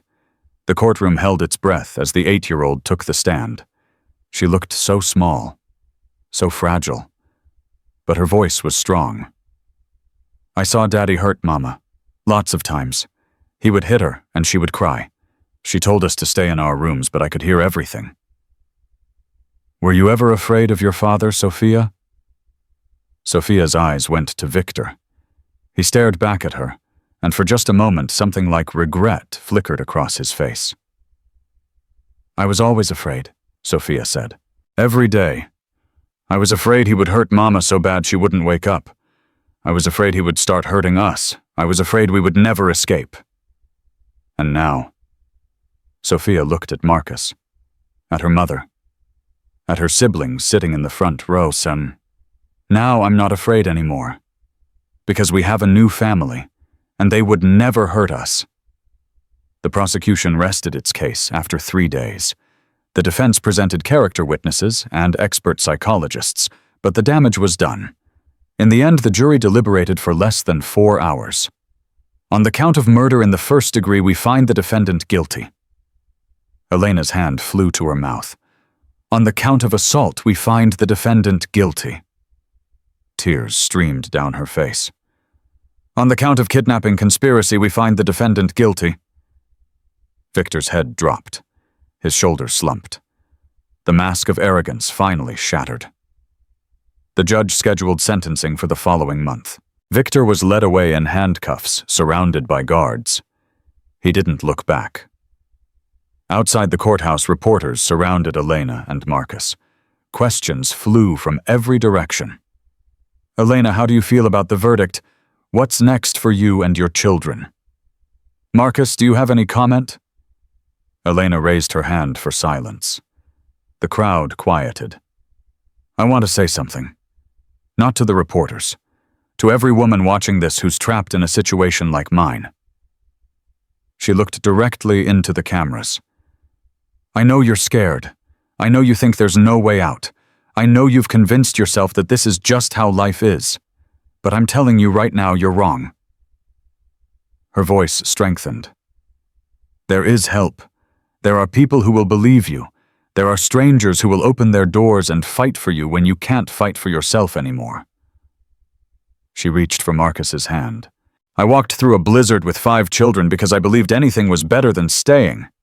And I was right. The world isn't as cruel as the person who's hurting you wants you to believe. Tears sparkled in her eyes. So please, if you're watching this and you're suffering, reach out. Call a hotline. Tell someone. Take that first step. Because I promise you, on the other side of that fear is a life you can't even imagine yet. She squeezed Marcus's hand. A life worth fighting for. That night the family gathered on the porch. The children were exhausted but too wired to sleep. Shadow moved between them, accepting pets and offering comfort. What happens now? Sophia asked. Elena looked at Marcus. He looked at her. Now, Elena said, we start living. What does that mean? Marcus smiled. It means we wake up tomorrow without being afraid, and the day after that, and the day after that. It means we build a home here, a real home. With a dog, Diego asked hopefully. We already have a dog. Another dog. Shadow needs a friend? Everyone laughed. Even Elena, who Marcus thought might never laugh freely again. We'll see, Elena said. One miracle at a time. Later that night, after the children were finally asleep, Marcus and Elena stood together under the stars. I meant what I said, Marcus told her. About wanting to build a life, a family. Elena turned to him. Is that a proposal? It's a promise.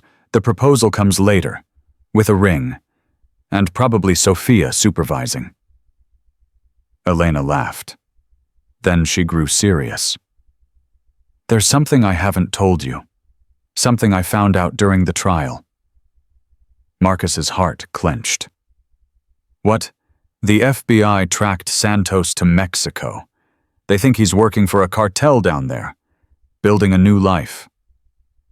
Is he coming back? They don't know. They're monitoring him, but... Marcus nodded. He understood. Some threats never fully disappeared. They just faded into the background, waiting. We'll deal with it if it happens, he said. Together. Elena leaned into him. Together. Shadow padded over and lay at their feet. The night was warm and quiet, and for the first time in longer than either of them could remember, the future felt like something to look forward to, not something to fear. 6 months passed like a river, finding its course. The ranch transformed from a place of refuge into a home, every corner filled with the sounds of children laughing, Shadow barking, and 2 people learning to love without fear. Victor Reyes received 3 consecutive life sentences without possibility of parole. The judge called him a predator who had terrorized his family and murdered innocent women. Elena watched the sentencing on television holding Marcus's hand and felt something she hadn't experienced in 12 years. Closure. But life, as Marcus had learned long ago, never stayed peaceful for long. The letter arrived on a Tuesday morning. No return address.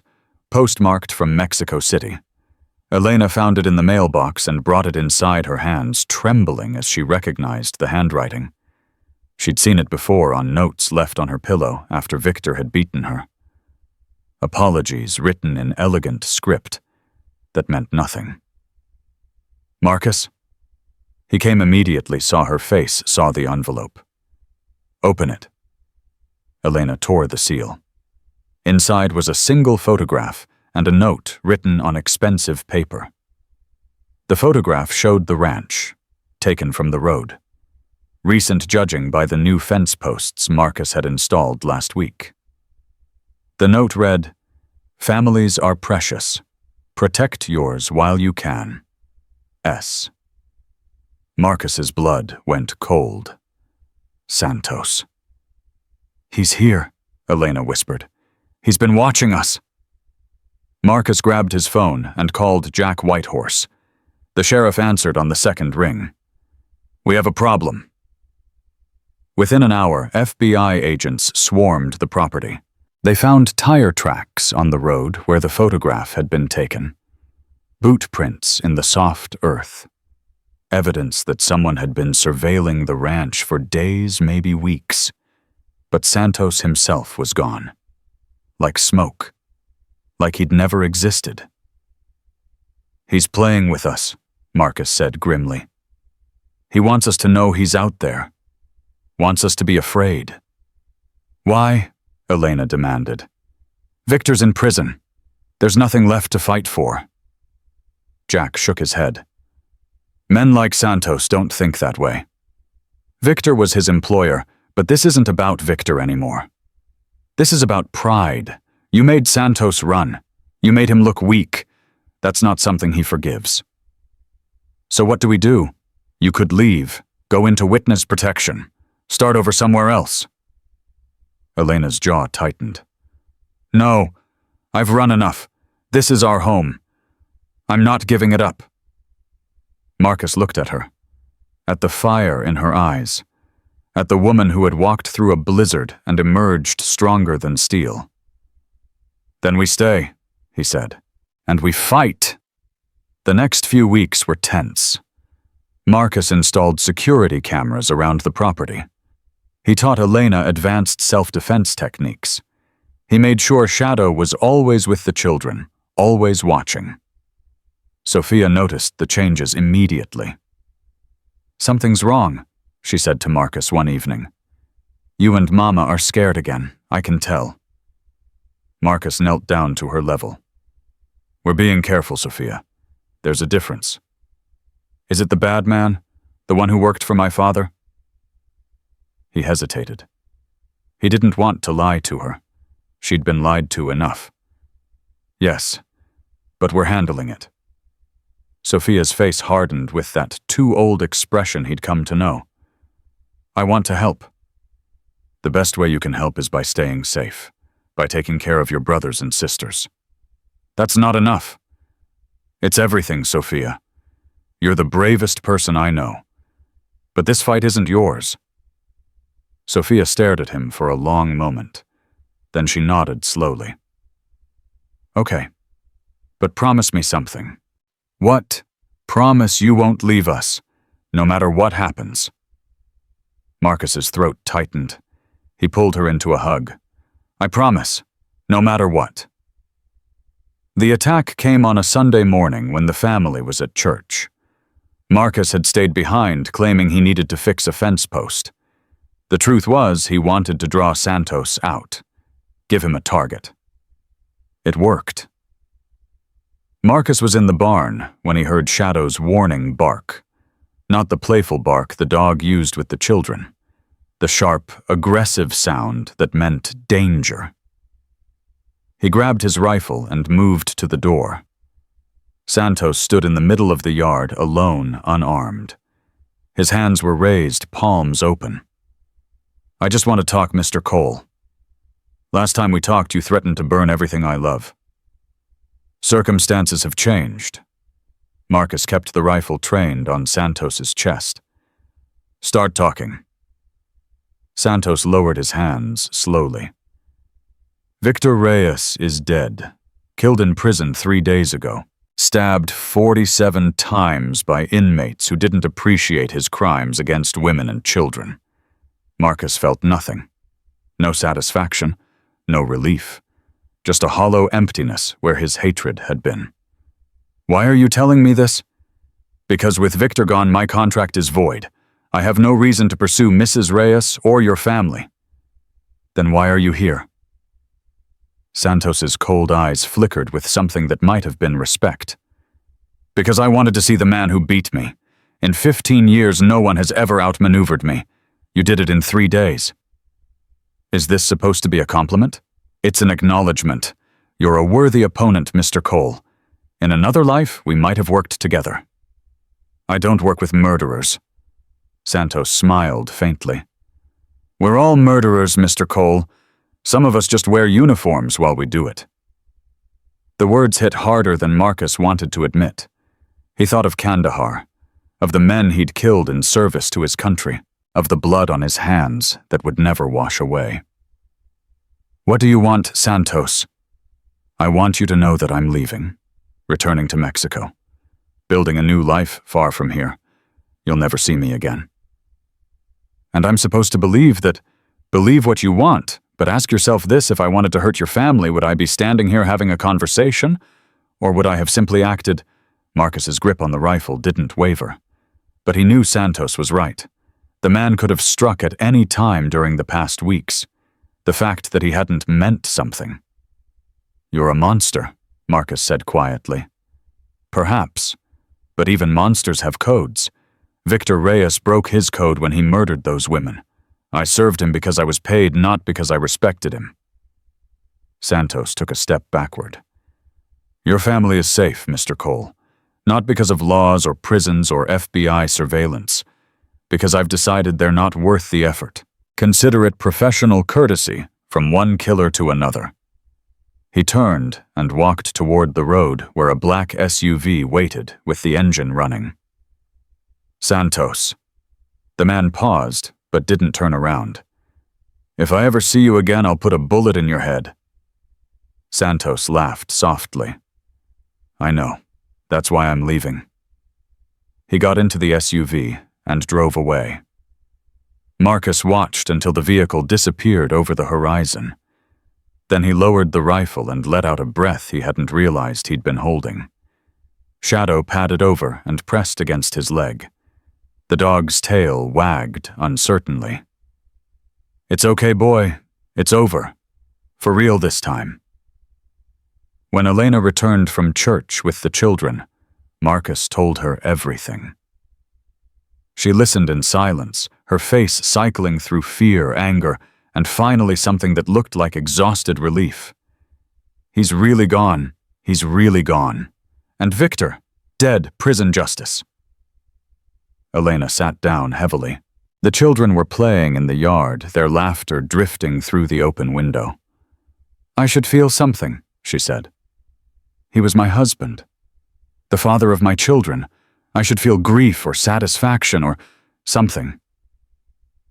What do you feel? She thought for a long moment. Empty. Like I've been carrying a boulder up a mountain for 12 years and someone just took it away.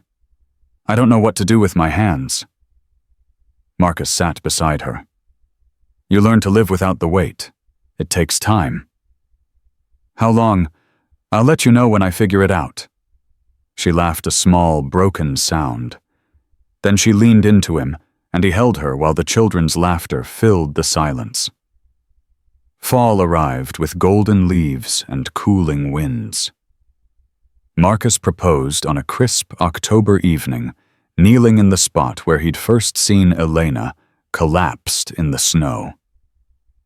This is where it started, he said, holding a simple diamond ring. This is where I found my reason to keep living. Elena was crying before he finished speaking. Yes, 1,000 times, yes. The children erupted in cheers. Sophia immediately began planning the wedding. Diego asked if Shadow could be the ring bearer. Rosa wanted to know if she could wear a princess dress. All of it. Elena laughed through her tears.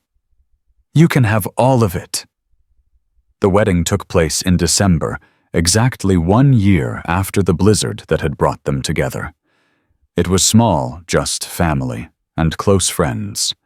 Jack Whitehorse officiated, having gotten ordained online specifically for the occasion. Carmen walked Elena down the aisle, both of them weeping before they reached the altar. Marcus stood at the front, wearing a simple black suit, his eyes fixed on the woman who had transformed his life.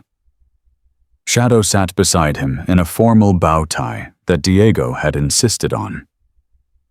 Dearly beloved, Jack began, we are gathered here to witness the union of two people who found each other in the most unlikely circumstances. And he paused, looking at Marcus, then at Elena. I've been in law enforcement for 30 years. I've seen the worst of humanity, the cruelty we inflict on each other, the ways we break the people we're supposed to love. His voice roughened. But I've also seen this. Two strangers meeting in a storm, choosing courage over fear, building a family from the wreckage of their pasts. He cleared his throat. If that's not proof that love wins, I don't know what is. Marcus spoke his vows without notes. He'd memorized them weeks ago. Elena, when I found you on that highway, I was a dead man walking. I'd lost everyone I ever loved. I'd given up on ever feeling anything again. He took her hands in his. You and your children brought me back to life. You taught me that it's never too late to start over, that the darkest nights can lead to the brightest mornings. His voice cracked. I promise to protect you, to honor you, to stand beside you through every storm for the rest of my life. You saved me, Elena. Let me spend the rest of my days returning the favor. Elena's vows were simpler. Marcus, I spent 12 years believing I didn't deserve love, that the pain was my fault, that if I just tried harder, things would get better. She squeezed his hands. You showed me that love doesn't hurt, that real men don't raise their fists, that there are people in this world who will fight for you even when you've forgotten how to fight for yourself. Tears streamed down her face. I promise to love you, to trust you, to build a life with you that neither of us ever dared to dream of. You are my second chance, Marcus Cole, and I will never let you go. Jack smiled. By the power vested in me by the internet and the state of Wyoming, I now pronounce you husband and wife. You may kiss the bride. Marcus pulled Elena into his arms and kissed her, while the children cheered, and Shadow barked, and Carmen sobbed into her handkerchief. When they finally broke apart, Sophia tugged on Marcus's jacket. Does this mean I can call you Dad now? Marcus knelt down.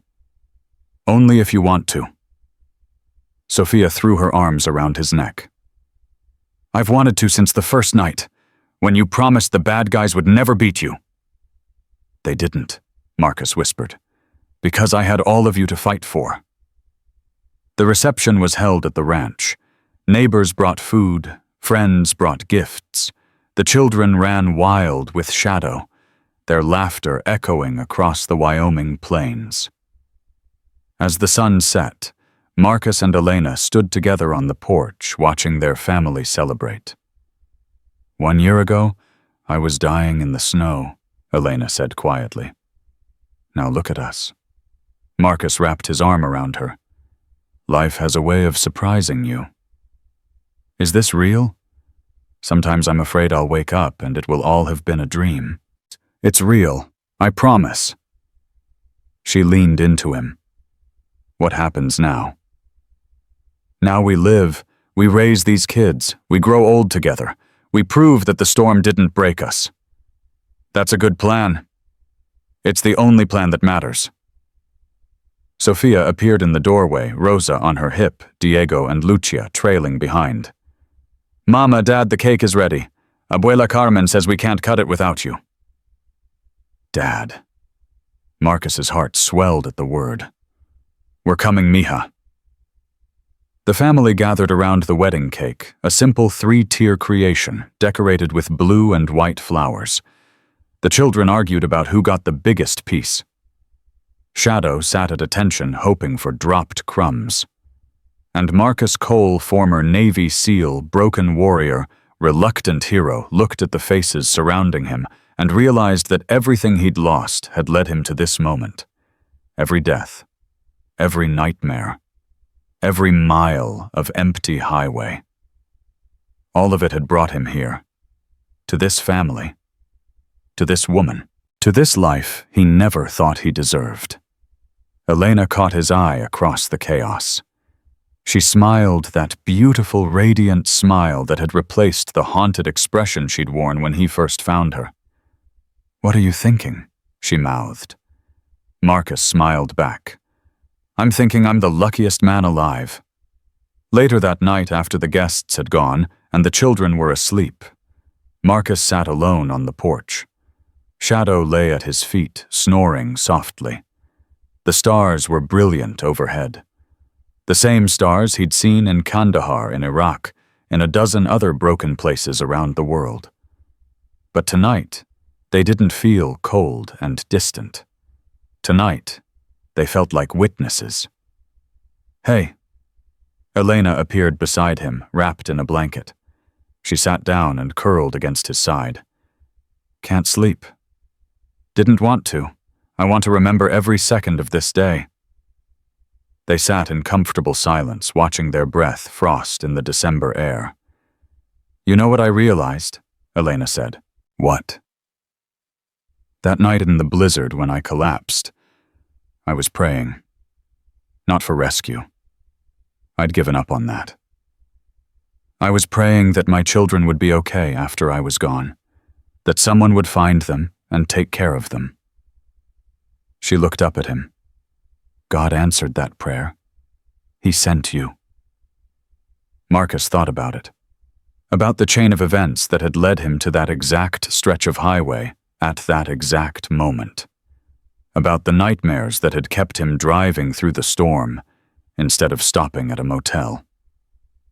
"Maybe he did," Marcus said quietly. "Or maybe we just got lucky. I don't believe in luck anymore. I believe in purpose."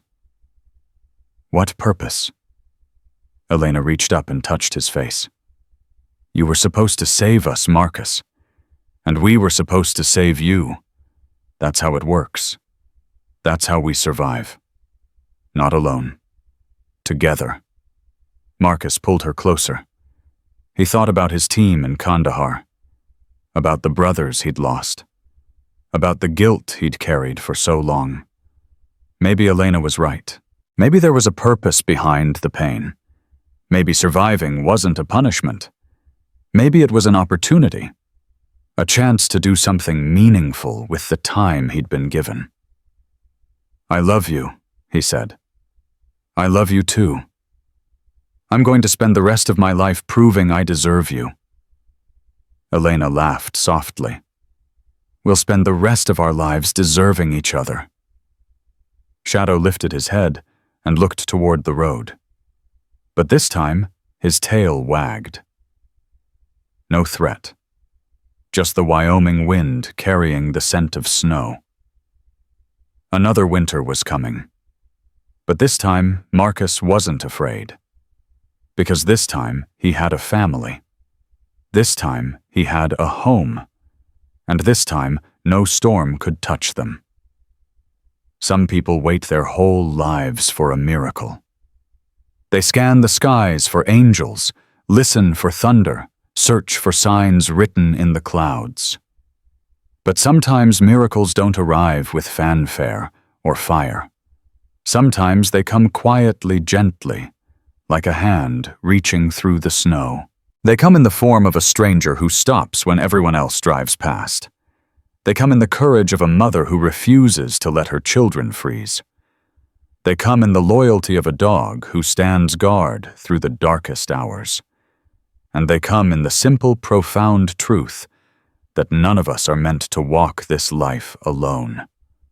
If you're watching tonight, and the road feels endless, if the cold feels like it will never end, hold on. Redemption is closer than you think. Sometimes it looks like a battered truck on a frozen highway. Sometimes it looks like a soldier with nothing left to lose. And sometimes it looks like two broken people finding each other at the exact moment when they needed saving most. Share this story if it touched your heart. Leave a comment telling us what moment moved you.